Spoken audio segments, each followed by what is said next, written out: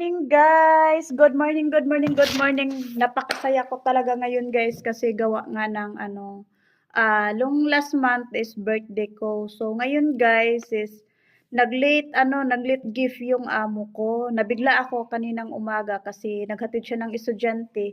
Pag uwi niya, may dala siyang bulaklak at ito yung pag-gift niya sa akin guys. Binigyan niya ako ng bulaklak. White flowers.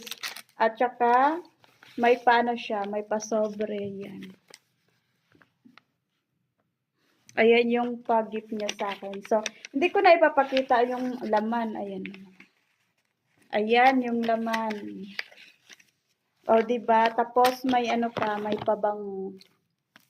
Ayan guys, may pabango siya. So, blessed pa rin ako sa amo ko kasi hindi sila nag-ano sa hirap ko sa kanila.